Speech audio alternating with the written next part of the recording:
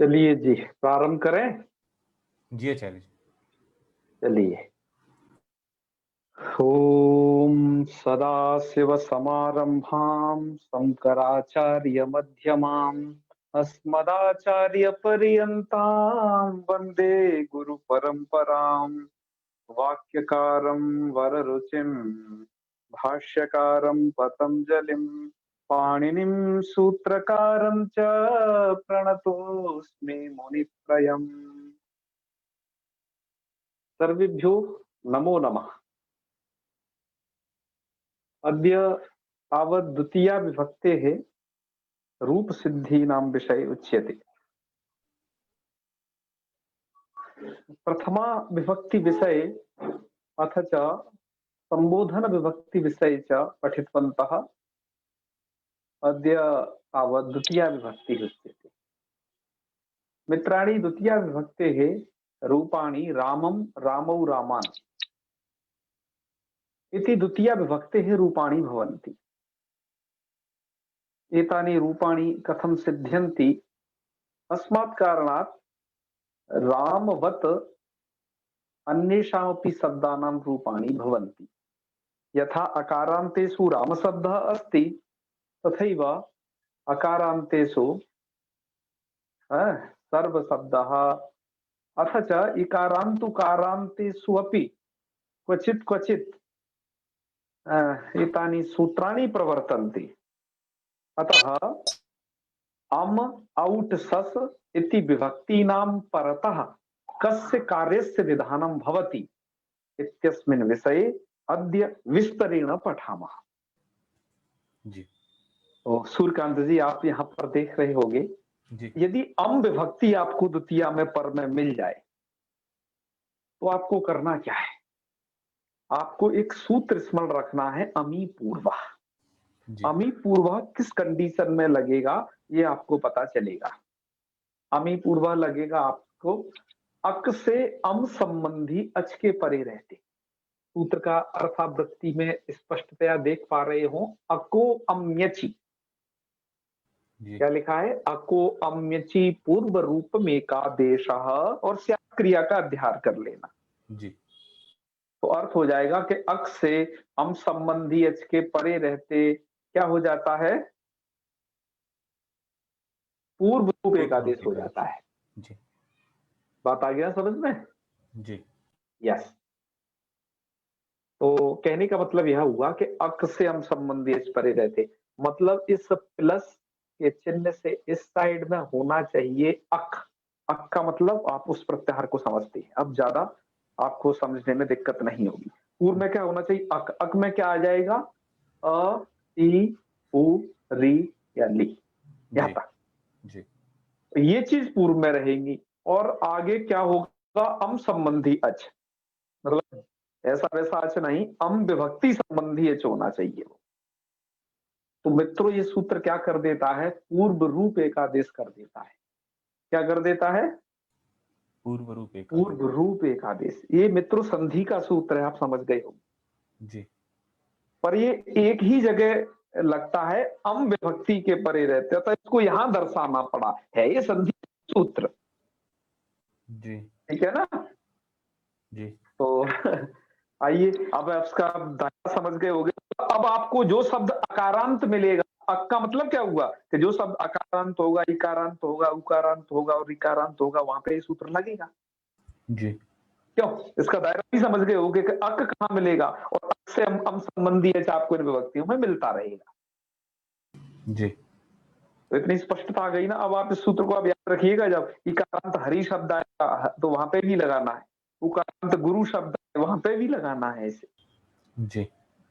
ठीक है जी। ये संधि का सूत्र है और बहुत सरल रूप। तो पूर्व रूप एकादेश होता है। पूर्व रूप का मतलब होता है कि पूर्व में जो स्थित अक्षर हो वैसा ही उन दोनों, मतलब पर जो वर्ण होगा वो पूर्व जैसा ही बन जाएगा, बस ये होता है पूर्व रूप का मतलब। जैसे आप यहाँ देख रहे होगे राम अम, ये स्थिति है। अब राम अम में प्राप्ति क्या क्या है? यदि अमी पूर्व ना होता तो वो क्या क्या सकता? तो आपको जो क्रमशः बताते हैं। सबसे पहले तो आकाश सवर्ण दीर्घ प्राप्त है, आध गुणा वगैरह कोई बात करके। जी। जी। अक सवर्ण दीर्घ प्राप्त होता आपकी संधि में से। और एक सूत्र और है, प्रथमेव पूर्व सवर्ण। अक से प्रथमा तथा द्वितीय विभक्ति संबंधी एच परे हो, तो ये द्वितीय विभक्ति संबंधी एच भी परे है। जी तो यहाँ पर क्या हो सकता था, उससे पूर्व रूप सॉरी प्रथम पूर्व सवर्ण से क्या हो सकता था, पूर्व सवर्ण दीर्घ भी हो सकता था, जी लेकिन वो नहीं किया, बल्कि क्या किया, अमी पूर्वा उसको भी बांधेगा। उसको भी कौन बांधेगा, अमी पूर्वा। जी अमी पूर्वा ऐसे कर लेंगे तो क्या होगा, अक्षर संबंधी एच के परे रहते पूर्व रूप एक आदेश हो गया, पूर्व पर के स्थान पर ये पूर्व रूप होगा।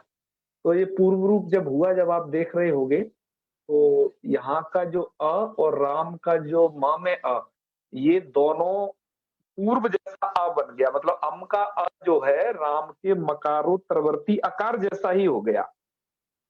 जी इस प्रकार का एक आदेश हुआ। तो जब ये वाला म उधर मिल जाएगा, तो ये इधर केवल फिर तो म बचेगा ना। तो जब आप इसे मिलाएंगे तो बन जाएगा क्या, रामम। क्या बन जाएगा, रामम। रामम। और यदि कदाचित पूर्व सवर्ण दीर्घ होता तो रामा ऐसा प्रयोग बनता, जो कि गलत था, इसलिए इसको नहीं किया गया है। ठीक है, जी तो चलो आप इसे समझ गए होगे, रामम कैसे बनेगा। ठीक है, जी चलो अब आपको ऐसे ही इसमें प्रयोग बना लेने हैं। अभी इसकी सिद्धि भी और आपको दिखाते हैं थोड़ा, है आगे चलते हैं थोड़ा सा। अब आउट आउट विभक्ति में देख लीजिए, आउट विभक्ति में क्या बन जाएगा, आउट का टकार इस संज्ञा के हलंत्यम सूत्र द्वारा, तो औ ही बचेगा। आउट का क्या बचता है, औ औ मात्र बचेगा। जी तो फिर इसको भी आपको वही प्रक्रिया करिए, वृद्धरेचि प्राप्त होगा, प्रथमो पूर्व सवर्ण से पूर्व सवर्ण दीर्घ प्राप्त होगा, आप जो पहले पढ़े हो, और नादिची प्रथमो पूर्व सवर्ण का निषेध कर देगा। और एक बार इस सूत्रों का अर्थ जरूर आवृत्त करते रहिए। देखो व्याकरण पढ़ने, व्याकरण क्या चीज है, महाभाष्यकार कहते हैं उसको सिद्धांत भाष्य, उसको उसे मानना चाहिए कि सूत्रम व्याकरण, व्याकरण है सूत्र को याद रखना। जी तो आपको वो नियम स्मरण में रहने चाहिए, आपको बहुत ज्यादा रूपों को रटने की आवश्यकता नहीं है, नियम स्मरण की बात है। उन नियम का स्मरण करिए और लगातार जहां आपको मिले प्रयोग करते रहिए। जी तो अब यहाँ पर प्रथमो पूर्व सवर्ण दीर्घ को बात करके वृद्धि से वृद्धि हो गया, तो रूप क्या बन गया, रामऊ। ओके, क्या रूप बन जाएगा, रामऊ बन जाएगा। तो ये भी रूप सिद्ध हो गया। अब आइए द्वितीय विभक्ति में, अब सबसे लास्ट रूप है सस। अब सस आएगा सबसे, तो द्वितीय पूरा हो जाता है। तो क्या किया, तुम आगे ले आए राम प्लस सस विभक्ति, ये द्वितीय का बहुवचन है। अब सस में क्या रहेगा, आप इस आकार से देखिए, इस राम शब्द को ठीक से पढ़िए, क्योंकि जो काम से रहे हैं वैसे ही वह काम और प्रकार के एजेंटों से होंगे, थोड़ा बहुत चेंज होकर के, बस थोड़ा बहुत चेंज। जी इसलिए सकारांत को ढंग से पढ़ जाइए, बाकी तो आप ज्यादा घबराने की जरूरत नहीं। आप सोच रहे भैया अकारांत जब इतने दिनों में हुआ तो इकारांत उकारांत एकारांत, न जाने क्या क्या बचे हैं, कितने दिनों में होंगे, ये नहीं सोचना है। बस जो भी दिक्कत अकारांत में है, क्योंकि व्याकरण को क्या माना जाता है, बड़ा सिंह मुख है, मतलब शुरुआत में ही बस बड़ा होता है, बाद में तो फिर तो सब सिमट जाता है ना। जी हाँ, तो बस इसलिए आपको इस अकारांत को ध्यान से पढ़ना है। अकारांत में जो नियम लगे हैं वही नियम और पे काम करते हैं, हल्के फुल्के चेंजेस के साथ, है। तो इसमें दो जी चीज याद रखिए, विभक्ति क्या पर में है, एक एक चीज, और पूर्व में शब्द क्या है, और क्या कुछ संधि की कंडीशन बन रही है, क्या क्या हो रहा है, ये सब बस इतना जानते रहे। और जहां जी पर विभक्ति के स्थान पर कुछ आदेश होगा उसके बारे में भी इसमें आएगा। तीन चीज होती है, प्रकृति और प्रत्यय, जिसको आप कहते हो वो प्रातिपदिक और प्रत्यय आगे जो परे रहता है, जी और वो जिसको विभक्ति, और उन दोनों के बीच में होने वाला जो कार्य को याद रखना है। और कहीं कहीं पर क्या होता है, विभक्ति के स्थान पर कुछ आदेश हो जाते हैं, उनके बारे में आगे चर्चा की जाएगी। यही तीन चीज, सिर्फ तीन चीजों का दिमाग में रखना है इस पूरे षडलिंग प्रकरण में। ठीक है, जी बस ये जो षडलिंग में याद रखोगे, ऐसा ही लगभग आपको तिङंतों में भी यही याद रखना पड़ेगा। आइए वर्तमान रूप में चलते हैं, क्या बन रहा है। तो आपका ये रूप है, देखिए राम आगे शस विभक्ति ले आएगा, आपने ये सस कैसे आएगा? लाना आपको उसी तरीके से है कि आपको बहुसु बहुवचनम से बहुत अर्थ की विवक्षा होगी, तो बहुत है ना? और कर्मत्व अर्थ की विवक्षा होगी। इतना विवक्षा होने पर क्या होगा? बहुत सारे राम आएँगे, उनमें से एक शेष बचेगा, स्वरूपाणाम एक शेष विभक्तौ एक से। हैं? हम उसे बार-बार नहीं कह रहे हैं क्योंकि वो इंक्लूड रहता है इतने में। जब आप द्विवचन लाए हो तो द्वित्व की विवक्षा तो रहेगी रहेगी। जैसे रामऊ राउत में बनाई थी वहाँ। जी, अब उसको बार-बार नहीं कहा जाएगा, है ना? जैसे जी, एकत्व की विवक्षा होने पर द्वे और द्विवचने वो जो सूत्र आपने पढ़ा था उससे एक वचन लाते थे।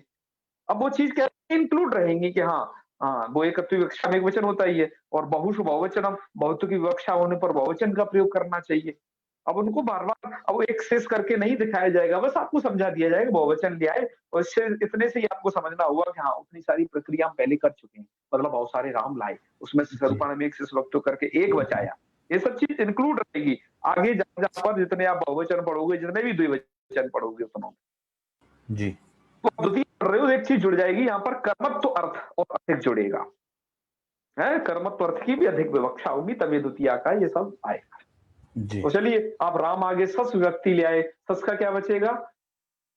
अब जो पूछते थे कि जी सस का क्या बचेगा? कैसे मतलब प्रकृति वो आप देख मैंने आपको एक प्रत्यय की 21 जो अपने हैं ये प्रत्यय की एक वो दिखाई थी सुप प्रत्ययों की तालिका। जी, जी, उसमें मैंने कोष्टक में ये भी लिखा था कि जो बच रहे थे उसके उसका जो है जैसे जी, जैसे जस का अस लिखा था, सस का भी अस लिखा था बचा करके कोष्टक में आपने वो ढंग से स्मरण हो यदि आपको तो। जी, मैंने कहा था उसको स्कैन कर लेना है जैसे आपने अयुण को स्कैन कर रखा है वैसे ही। जी, तो कैसे बच जाता है वो ये देखिए, आपका एक सूत्र है लशक को तद्धिति। ये सूत्र क्या करता है? तद्धित वर्ज्य प्रत्ययाः लसक वर्गाः इतः स्युः। सूत्र के अर्थ को 2 भागों में बाँट करके बहुत सरल तरीके से हम समझने की कोशिश करते हैं। सूत्र सबसे पहले क्या करता है? यह मित्रों सूत्र है, यह इत संज्ञा करता है, इतः स्युः। जी, एक तो अंतिम सूत्र पढ़े हो इत संज्ञा वाला, जी, एक दूसरा अनुनासिक पढ़े हो, अब ये पढ़ रहे हो एक इत संज्ञा वाला, एक चूटू और पढ़ चुके हो जी, कुछ दिनों पहले। जी, ये भी क्या करता है? इत संज्ञा करता है। इतः स्युः इत संज्ञा करेगा। भैया किसकी इत संज्ञा करोगे? तो ल, स, क वर्गाः। ल, स और क वर्ग इनकी इत संज्ञा करेगा। ठीक है ना? जी, जी, हाँ, हाँ, हाँ। तो ल, स, क वर्ग ये इत संज्ञक हो जाएंगे। तो ठीक है भैया, इनको इत संज्ञा कर देना। कर कब? प्रत्ययाद्या शर्त क्या है इसकी? प्रत्ययाद्या मतलब वो प्रत्यय के आदि में रहने चाहिए, शर्त ये है। जी, ठीक है? प्रत्यय के आदि जी, होने चाहिए, बस ये शर्त है। तो हम यहाँ पर देख रहे हैं कि यहाँ पर ल, स, क वर्ग के लिए ये जो है, ये सस का जो स है, ये तो मतलब एक तो ल होना चाहिए, एक स होना चाहिए, या क वर्ग होना चाहिए, वो प्रत्यय का होना चाहिए। जी, प्रत्यय का आदि है, समझ रहे हैं ना? तो ये जी, क्या है? प्रत्यय का आदि भी है। जी, अच्छा, तो इनमें से क्या चीज़ है? ला है, सा या क वर्ग है, तो ये सा है। और तो यहाँ पर ध्यान रखिएगा, जहाँ पर क वर्ग आएगा प्रत्यय का आदि तो वहाँ तैयार हो जाइए, ये लगेगा। जी, प्रत्यय का आदि होना चाहिए और जहाँ पर ला आएगा प्रत्यय के आदि में तवे सूत्र तैयार रहेगा उसकी संज्ञा के लिए, ठीक है।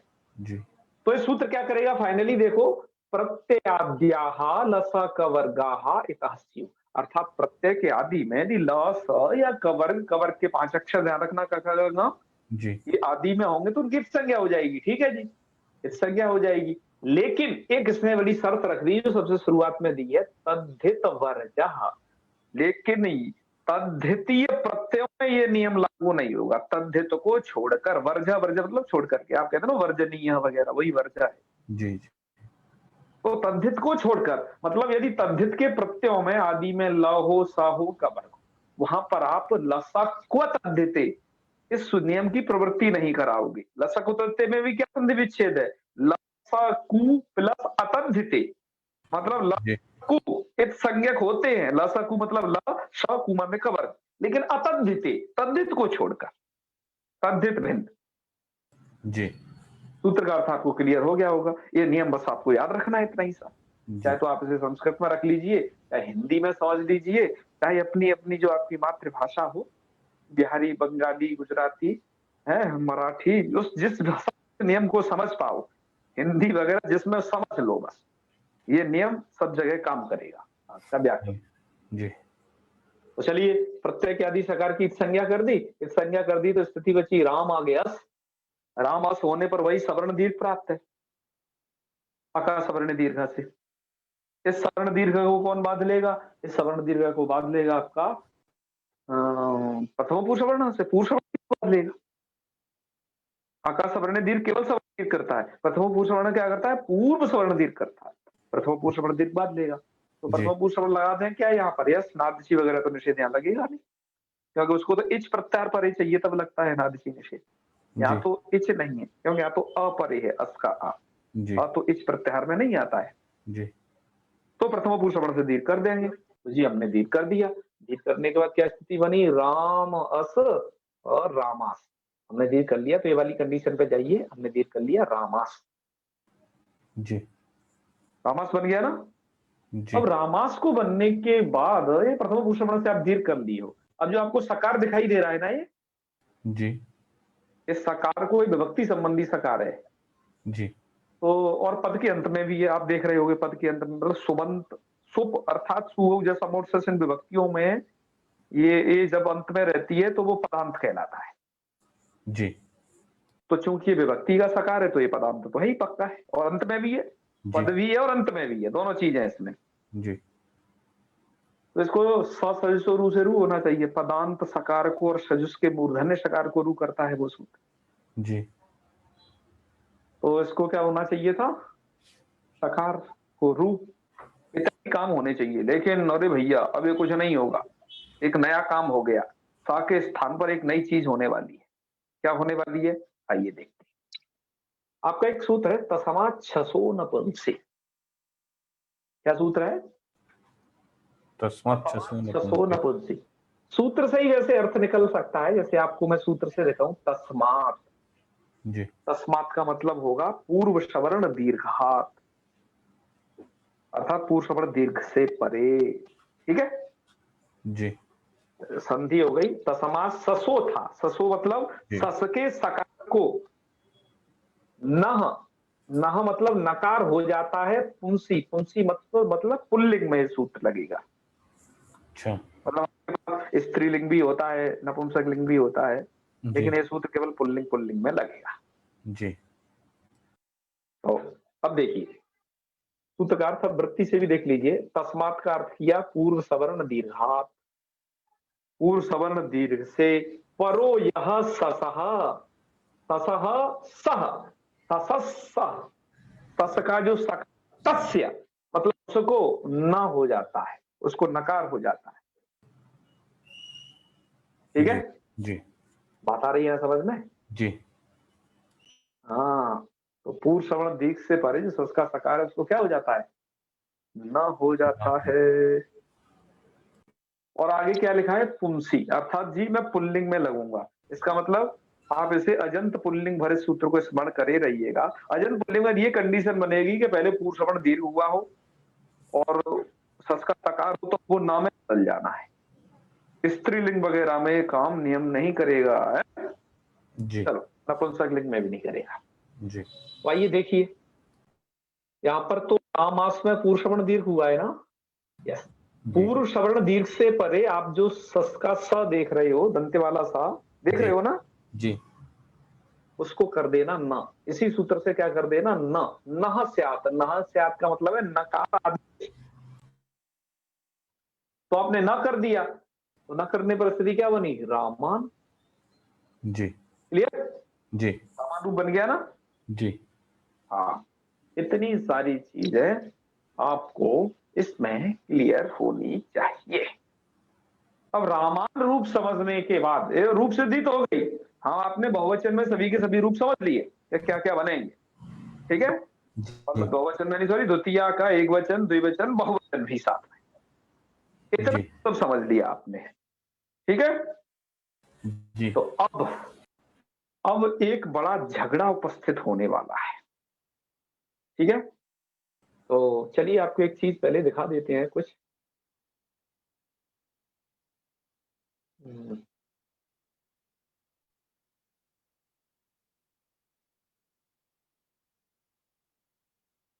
सबसे पहले तो एक रूप सिद्धि के विषय में आपने जो रामम बनाया था ना, रामम करके, वो रूप कैसे सिद्ध होना है तो वो देखिए। जी, उस रूप को सिद्ध करने के लिए आपको क्या करना है, यहाँ से पढ़िए। राम शब्दात् प्रातिपदिक संज्ञायाम द्वितीया विभक्तौ एकवचने अम् प्रत्यये राम अम् इत्यत्र प्रथमेव पूर्षवर्ण इत्यनेन पूर्षवर्ण दीर्घे प्राप्ते और जी, तम दीर्घम प्रवाद्य, उस दीर्घ को बात करके अनेन पूर्व रूपे एकादेशे, अर्थात अनेन मतलब इस सूत्र द्वारा, अमी पूर्वा, इस सूत्र द्वारा जी, पूर्व रूप हो जाएगा और एकादेश कर लेने पर रामम रूप बन जाएगा। तो जैसे आपने रामम बनाया, ऐसे आगे चल के आप हरि शब्द से अब लाओगे तो हरिम वगैरह ये हरी रूप बनेंगे। ये आपको आगे बताए जाएंगे जब विकर्ण शब्दों को पढ़ेंगे तब। जी, ठीक है, जी, चलो। अभी जो आपको मित्रों समझाया हमने, द्वितीया का बहुवचन समझाया था, याद है ना? जी, हाँ हाँ हाँ, तो वो बहुवचन समझाया। अब उस बहुवचन का जब रामान रूप बनाया तो उसमें एक बहुत दिक्कत आई। वो दिक्कत क्या है? वो दिक्कत यह है कि उस रूप में नकार को नकार होना चाहिए। मतलब जो आपने यह रामान रूप पढ़ा है, अब प्रश्न ये है कि इसमें जो न आप देख रहे हो रामान में, जी, इसमें इस ना को णकार आदेश, मतलब ये वाला सवर्ग का 5वां अक्षर होना चाहिए उस जी, ना के स्थान पर। ठीक है, जी, तो सबसे पहले तो वो प्राप्त कैसे है आपको ये समझना है। नकार को नकार यहाँ प्राप्त कैसे है, किस सूत्र से, किस नियम से प्राप्त है, वो आपको समझना है।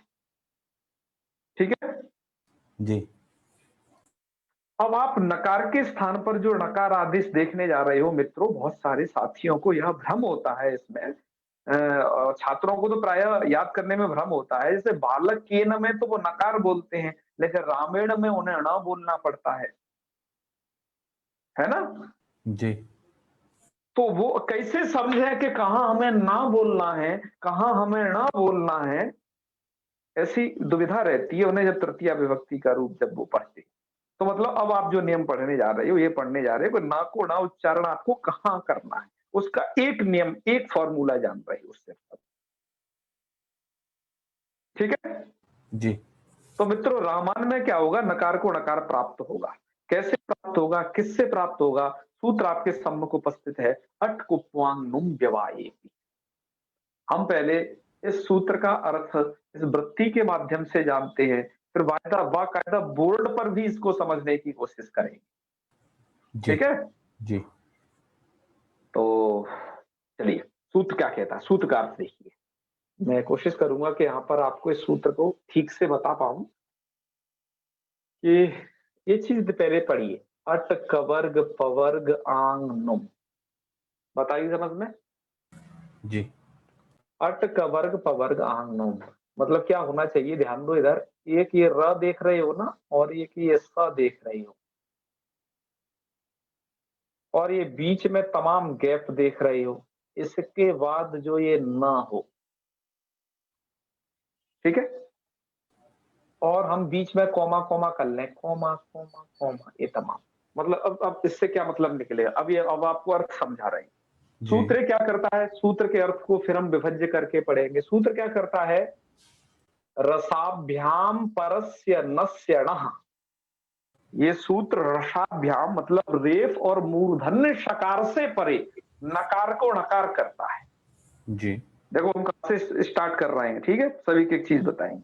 जी, रसाभ्याम परस्य मतलब र और स, इन दो वर्णों से परे नकार को नकार करता है। यस, बात समझ में आ गई, नस्य णः। पर जी, कब करेगा?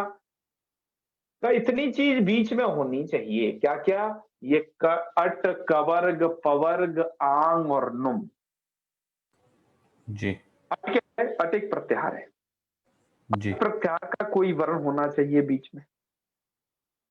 जी, मतलब र और स एक साइड, एक छोर पर हो, दूसरे छोर पर ना हो, और बीच में आपके कौन हो, अट हो, या कवर का कोई एक अक्षर होना चाहिए, या जी, एक आंग है, आंग होना चाहिए वहां पर, या नुम, नुम मतलब वहां पर एक अनुस्वार हो या फिर, ठीक है। जी तो वहां पर क्या हो जाता है, वो वही लिखा है एतई व्यस्तई। एतई व्यस्तई मतलब ये अलग अलग उसमें व्यस्त रूप से मिले। तो क्या कि एक प्रयोग में क्या सबके सब मिल जाएंगे क्या, कि एक प्रयोग में अट भी मिल जाए, कवर्ग मिल जाए, आंग नुम सब खटाखट मिल जाए? क्या ना एक प्रयोग में संभव नहीं है। इसलिए आगे लिख रहे हैं यथा संभवम मिलतैश्च, यथा संभव मिल जाए जी, क्योंकि जी इकट्ठे तो एक साथ एक प्रयोग में नहीं मिलने वाले। जी यथा संभव मिल जाए, यथा संभव का मतलब होगा कि रेफ सा एक सिरे पर है, दूसरे सिरे पर ना है, बीच में अट का कोई एक अक्षर मिल जाए, या फिर कोई एक कवर का मिल जाए, या कोई पावर का, मतलब कोई एक मिल तो जाए। जी और एक भी मिल जाए, दो तो मिल जाए, या ज्यादा से ज्यादा मिल जाए, उतना ही ठीक है, पर एक तो मिलना चाहिए, बस इतना ही कहने का तात्पर्य। जी इसलिए कहा यथा संभव मिलता ईश्या, ये व्यस्त रूप से मिले, मतलब अलग अलग भी मिलेंगे तब भी काम चलेगा, ये नहीं कि जिस क्रम में लिखे हैं उसमें ही मिले। है? जी जी ये अलग अलग तरीके से, मतलब इनमें से कोई एक बंदा होना चाहिए बीच में, मतलब कोई सा एक अक्षर बीच में होना चाहिए। जी तो क्या होता है, व्यवधानेपि, व्यवधानेपि मतलब इनका होने पर भी, अटका पवर्ग, और किसके बीच में व्यवधान होने पर, र, इसे ऑब्लिक समझना, ऐसा नहीं कर रहा इकट्ठे परे हो, ऑब्लिक समझना इसे, र सा, और बीच में क्या हो, यट का वर्ग पवर्ग है, पूर्व में र में से कोई एक वर्ण, बीच जी में क्या हो, अट कवर पवर कुछ भी हो, तो क्या हो जाता है, तो उधर जो नकार होगा उसको नकार हो जाएगा बहुत आसानी से। जी पर कब, समान पदे, देखो एक चीज लिखी, समान पदे मतलब वो एक पद होना चाहिए। जी अब पद पद पद मतलब समझते ही सुबंत, मतलब एक सुबंत होना चाहिए वो। जी जी ऐसा नहीं कि एक सुबंत में तो आपने ये ढूंढ लिया और एक दूसरे वाले पद में आप ना कोड़ा करने चलो, ऐसा नहीं चलेगा। मतलब एक सुबंत होना चाहिए, टोटल एक सुबंत, ऐसा नहीं कि दूसरा सुबंत उसमें मिश्रण हो, जी मतलब वन सिंगल रूप होना चाहिए वो। जी जी आई समझ में? जी तो आपने जो यहां समझा है, अट का वर्ग पवर्ग आंग नुम चाहिए, आप इसको थोड़ा बोर्ड पर समझने की कोशिश करते हैं, ठीक है। जी तो मैं इसको स्पॉट वीडियो कर देता हूं है। जी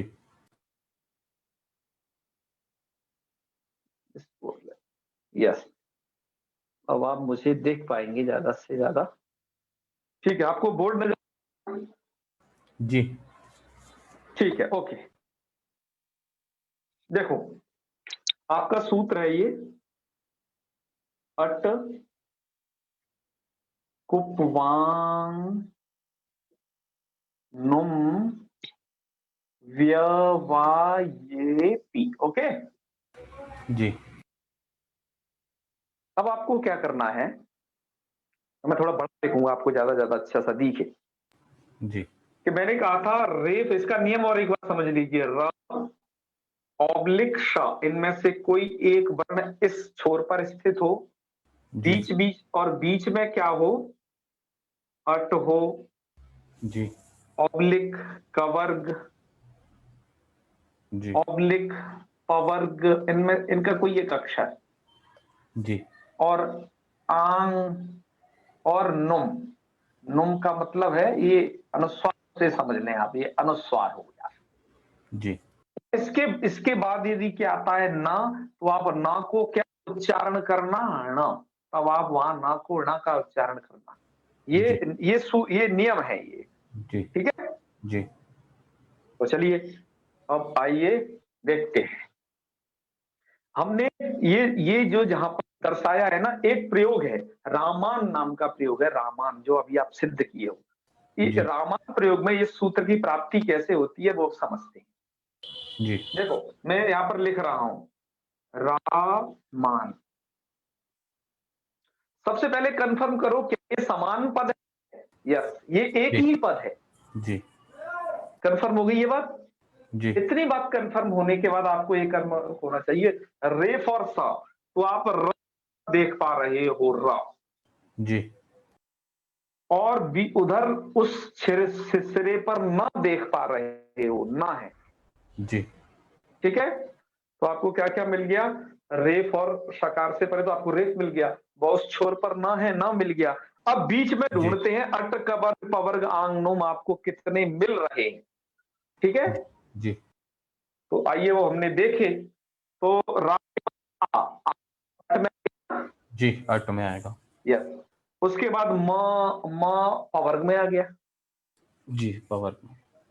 उसके बाद आ किस में आ गया? फिर अट में आ अट में गया। आ गया उसके बाद न, तो है ही उसी के तो में। और ना तो मिल ही गया, उसी को तो ना गुणा करना है। तो मतलब जी आपको क्या विधान मिला? आपको अटका मिला, का मिला यहाँ पर, मतलब 2 बार अटका मिला, 1 बार पवर्ग का मिला। जी जी और इन्हीं का होना चाहिए, ऐसा नहीं कि इनमें से कोई एक ज्यादा का विधान हो कि जो इनमें आता ही नहीं है। यदि किसी और का काम नहीं चलेगा, समझ रहे हो ना? जी आवाज अटक गई थी चार्जी, फिर से बोलिए क्या बोले? हाँ, मैं वही कह रहा था कि इतने का ही व्यवधान हो तभी चलेगा। इनमें से कोई यदि ज्यादा का व्यवधान है तो वो नहीं चलेगा। अच्छा जैसे मान लीजिए कि वो अट का वर्ण नहीं हो, कवर पवर का वर्ण नहीं हो, एक फालतू हो, ये तो, और एक कुछ फालतू बीच में घुसा हुआ हो, अच्छा उसका वो नहीं चलेगा। मतलब मतलब र या श और जो नकार है उसके मध्य में जितने भी होंगे वो सब के सब ऊपर में हाँ, जो जो नियम बताए हैं उसमें ही आने चाहिए। इसमें से ही आने चाहिए वो सभी। एक भी अगर बाहर से आ गया तो फिर ये सूत्र नहीं लगेगा। तो ये सूत्र नहीं लगेगा, बस यही के यही हो, चाहे ये कम हो, चाहे मतलब जी यथासंभव इनका ही व्यवधान हो। जी जी बात आई समझ में? जी चलो, तो अब इसलिए देखो, अब यहाँ ना को ना प्राप्त है ना, जी तो ना को ना होना चाहिए। होता क्यों नहीं है? तो होता इसलिए नहीं है मित्रों, इस ना को जो आप देख रहे हो, ये न पद के अंत में है। आप देख रहे हो ना, पद के सबसे लास्ट में है। न कहां पर है? एट लास्ट, जो पद का लास्ट है, क्योंकि पद संज्ञा है इसकी। जी और पद का लास्ट क्या है आपका? ये न न। जी तो इसलिए क्या होता है, इसको ना को ना पद के अंत में होगा तो नहीं होगा, कि कौन बताता है? एक सूत्र है, आप अपनी इस सब स्क्रीन पे देखें। एक सूत्र है आपका पदान्तस्य, हम इसको दिखाते हैं यहाँ। अभी आपको जो इमेज दिखा रहे थे ना, जी जी उसमें ही वो नीचे लिखा हुआ था। आपका एक सूत्र है पदान्तस्य, क्या कहता है देखो। नस्य णो न, नस्य मतलब नकार को, णो णो मतलब नकार, न मतलब नहीं होता। जी नस्य णो न का कहां नहीं होता? तो पदान्तस्य, पूरे पूरा सूत्र का अर्थ क्या बन जाएगा? पदान्तस्य अर्थात पदांत के नस्य मतलब नकार को, णो न मतलब नकार नहीं होता।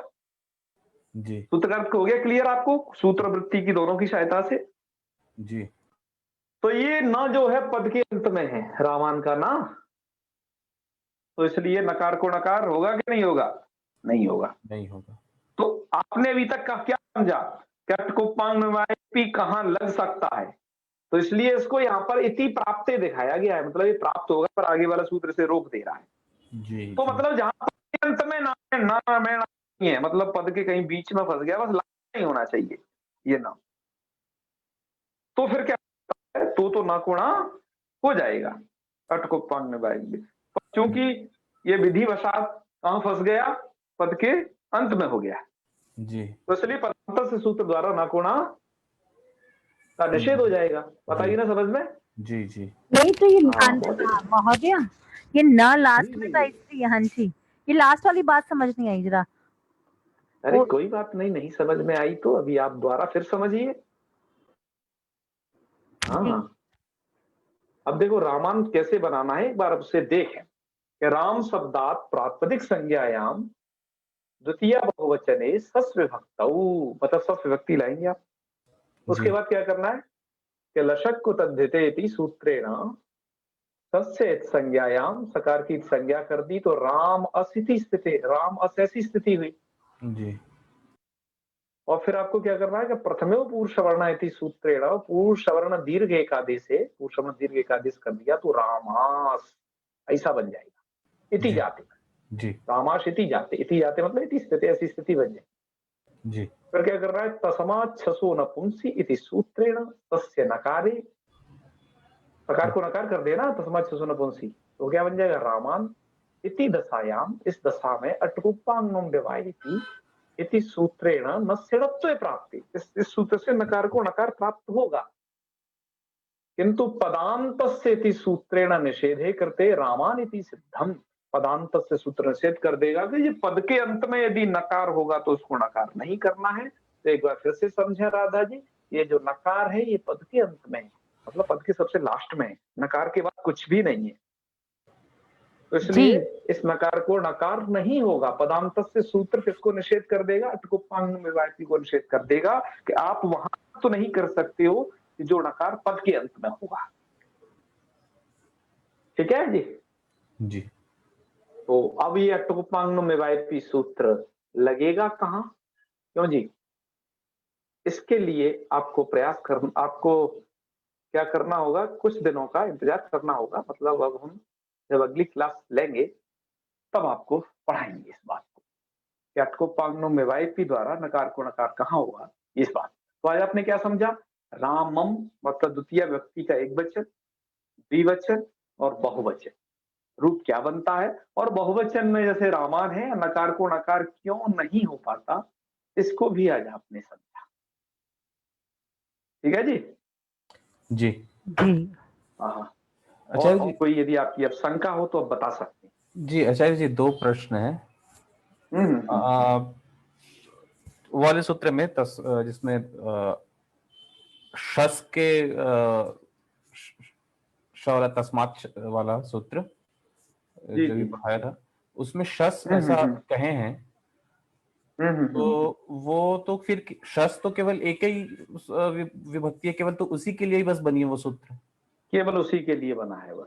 जी। और दूसरा जो पहला सूत्र था जिसमें आपने कहा कि अम का अच हो, ऐसा पहले वाले सूत्र में जो हाँ, बताया अक से संबंधी एच परे रहते, अमी पूर्वा, जी जी जी, तो उसमें अम का अच हो मतलब वो भी तो फिर केवल अम वाले ही विभक्ति के लिए बनेगा फिर, तो उसमें अम का अच कहने का क्या तात्पर्य है, क्योंकि अम में तो अच है ही, केवल अम परे ऐसा कहते तो भी चल जाता, अम का अच परे हाँ, ऐसा अक क्यों? से अम परे रहते, ऐसा है ना, कहीं अम के स्थान पर कुछ अन्य भी आदेश हो जाते हैं।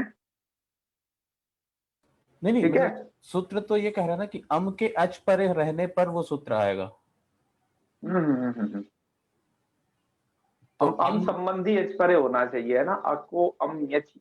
जी, तो अम संबंधी हाँ, अच, तो यदि अम है तो अच तो होगा ही, क्योंकि वो तो अच से ही चालू हो रहा है। बिल्कुल बिल्कुल सही कह रहे हैं। ऐसा तो नहीं हो सकता तो कि हलन्त अम हो और हल हो। महोदय कदाचित् हलन्त शब्देषु न स्यात् इति मन्ये। तपः तपसि तपांसि, मनः मनसि मनन्सि, तत्र तो वहां क्या हो तस्मात् जाता है, नुम हो जाता है ना, हा, न तर्हि अम् नुम एव न किसको, भविष्यति, तत्र तु तपः तपः इति द्वितीया विभक्तौ एकवचने अपि तपः एव भवति वा मनः एव भवति, तस्मात् कारणात् कदाचित् मन्ये इति। अच्छा वहां पर ये है ना, वहां पे भी अच परे नहीं मिलेगा ना, आम् आम्, मतलब किन्तु अच् अच् अम होगा तो अच होगा, कथनस्य, अम नहीं होगा तो हाँ अच भी नहीं होगा। आम् आम् आम् आम्।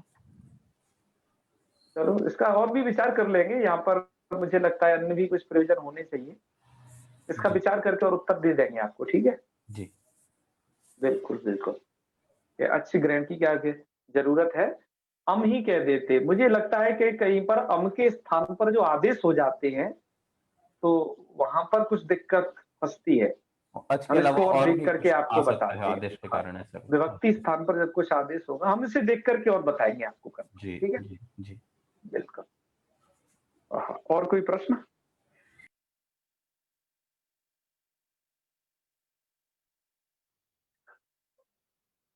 और तो नहीं आ रहे हैं हाथ पे।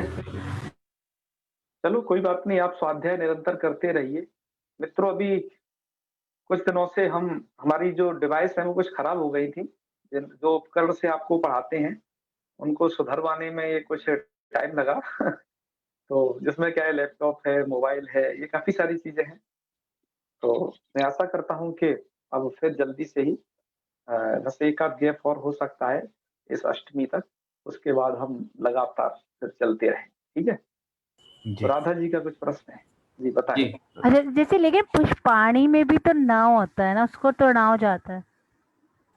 तो वहां की तो प्रक्रिया आपको बताई जाएगी ना, आप क्यों चिंता कर रहे अच्छा हैं, पुष्पाणी तक पहुंचने तो दें नपुंसक अच्छा, लिंग। ठीक है ठीक है ठीक है ठीक है। और वैसे भी वो और पदार्थ बस तो नहीं है। अठ्ठोपांग में भी नियम को याद रखना है, आपको हर जगह बताएंगे इसको, ये नियम हर जगह लगेगा जहां जहां इसकी जी आवश्यकता है। जी। ठीक है, तो समापन करें जी फिर आज। जी अच्छा।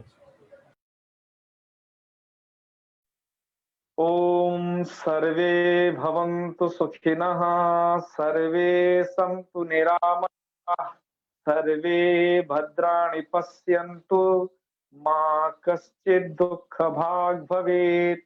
ओम शांति शांति शांति। सर्वेभ्यो नमो नमः।